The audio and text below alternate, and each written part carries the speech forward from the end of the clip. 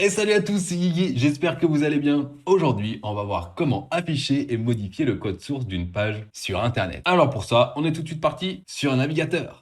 Nous voilà sur le site de Pix. Mais ça marche évidemment pour tous les sites. Comment faire pour afficher le code source de la page? Et qu'est-ce que c'est déjà? Dans les précédentes vidéos, on a vu que votre navigateur communiquait avec un serveur. Et en fait, il va aller chercher ce fameux code pour pouvoir vous afficher cette page. Mais comment faire, nous, pour avoir accès à cette page? Eh bien, tout simplement, vous allez faire soit F12, la touche de votre clavier, d'accord? Soit un clic droit et inspecter, d'accord?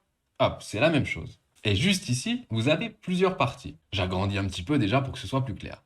Sur la gauche, ici, vous pouvez rechercher dans le code HTML. Par exemple, si vous voulez faire une recherche en particulier, du genre noindex, au hasard. D'ailleurs, ici, on voit qu'il n'y en a pas. Mais c'est bien ici qu'on aurait fait notre recherche pour le HTML. Et en fait, je vais redescendre parce qu'il faut bien comprendre que tout ce que vous voyez ici correspond au code source de la page. Pour bien comprendre comment c'est fait, en fait, votre page est configurée en plusieurs blocs. Regardez bien, on peut aller voir sur cette petite flèche juste là, sélectionner un élément de la page, et quand on survole, chaque bloc, chaque élément est en fait mis en surbrillance pour que vous voyez ce à quoi ça correspond tout simplement. Et là, le but, ça va être d'aller sélectionner quelque chose. D'accord? Par exemple, ceci. Je clique dessus, après avoir bien sûr sélectionné. Et dans notre code, il y a plusieurs informations. Dans le HTML ici, on voit qu'il y a la classe. D'accord? On voit que classe est égal à hexagone score content pic score. D'accord? Une classe, c'est quelque chose qui est défini et qui peut être défini d'ailleurs à plusieurs endroits. Donc si vous changez cette classe, eh bien ça va changer tous les éléments qui sont contenus dans cette classe. Et la classe d'ailleurs, on va la retrouver juste à droite.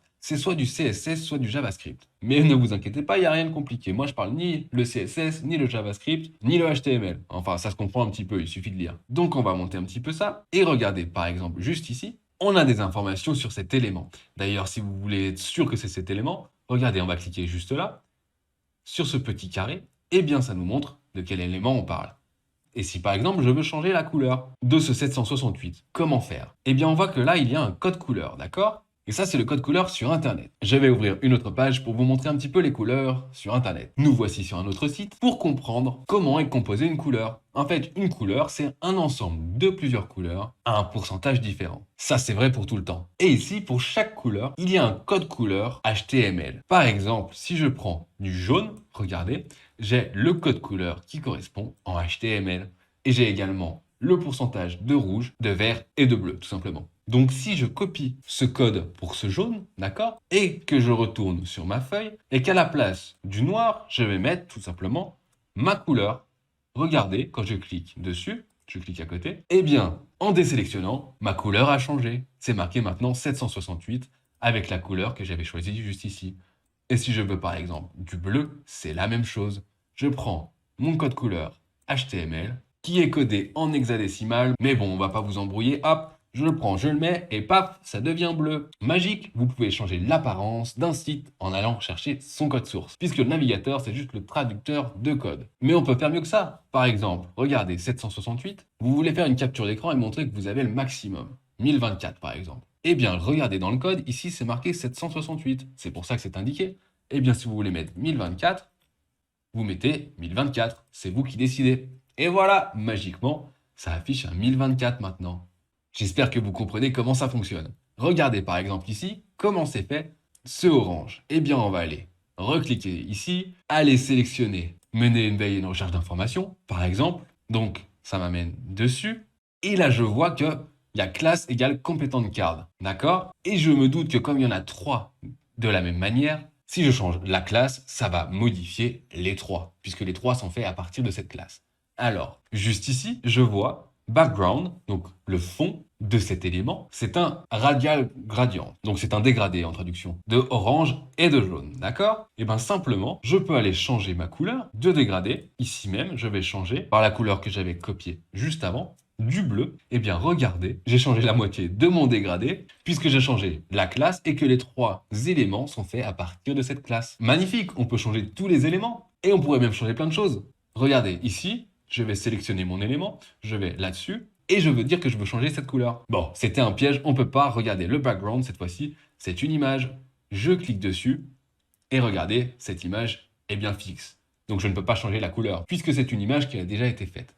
C'est une image qu'on voit en SVG, donc en vectoriel. On pourrait aller la modifier, mais c'est pas le but ici. Donc on retourne sur le site et imaginons je voulais changer carrément d'autres choses. Et tout simplement, je peux cliquer sur le fond par exemple et aller chercher ensuite à l'intérieur d'ici le background par exemple encore, puisque c'est le plus facile à voir. Ici, je clique sur mon petit carré pour voir ce qui est vraiment sélectionné, d'accord? Je vois que le background, c'est du blanc avec mon dièse FFF qui correspond au blanc en HTML. Et bien moi, je vais mettre du bleu parce que j'ai dit que je voulais du bleu.